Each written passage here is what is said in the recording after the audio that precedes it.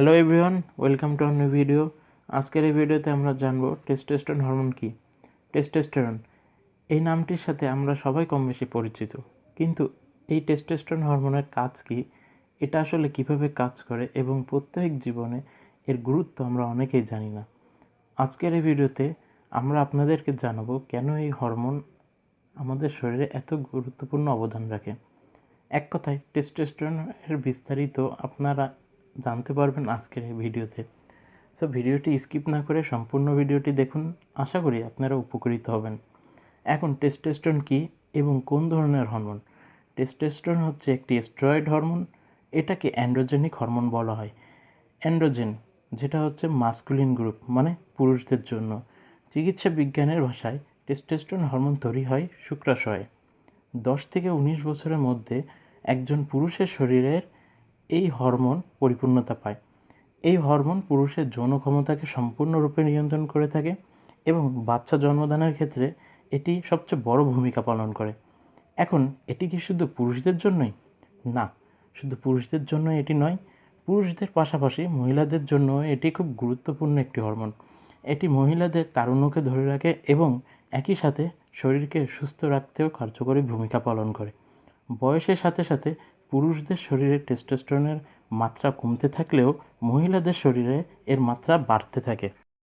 মানবদেহে এই হরমোন একটি নির্দিষ্ট ব্যালেন্সের মধ্যে থাকে। যদি ব্যালেন্সটা নষ্ট হয় তাহলে শরীরের পুরো হারমোনিটাই নষ্ট হয়।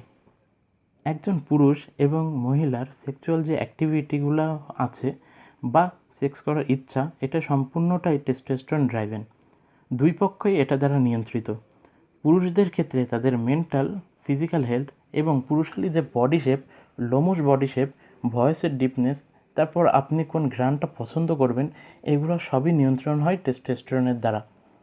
এছাড়া একজন পুরুষের স্পামের কোয়ালিটি এবং কোয়ান্টিটি কেমন হবে, এটিও সম্পূর্ণ নিয়ন্ত্রণ হয় টেস্টোস্টেরন দ্বারা।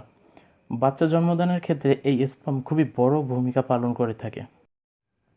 আরও কিছু জিনিস, যেমন আপনার সৃজনশীল ক্ষমতা কেমন, আপনি কতটুকু স্মার্টলি ডিসিশন নিতে পারছেন, স্ট্রেস নিতে পারছেন কিনা, এগুলোও টেস্টোস্টেরন নিয়ন্ত্রণ করে থাকে।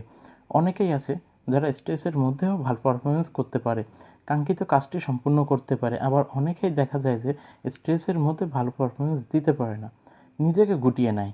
এক্ষেত্রে দেখা যায় টেস্টোস্টেরন একটি বড় ভূমিকা পালন করছে। যাদের টেস্টোস্টেরন লেভেল ভালো, তারা খুব সহজেই স্ট্রেসফুল সিচুয়েশনে নিজেকে মানিয়ে নিতে পারে, কাজ করতে পারে।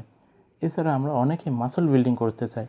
মাসল বিল্ডিংয়ের ক্ষেত্রেও টেস্টোস্টেরন অনেক বড় ভূমিকা পালন করে। যাদের টেস্টোস্টেরন লেভেল অনেক ভালো, তাদের মাসল বিল্ডিং খুব সহজেই হয়। এভাবেই আপনার শরীরের অনেক কিছুই নিয়ন্ত্রণ হচ্ছে টেস্টোস্টেরন দ্বারা।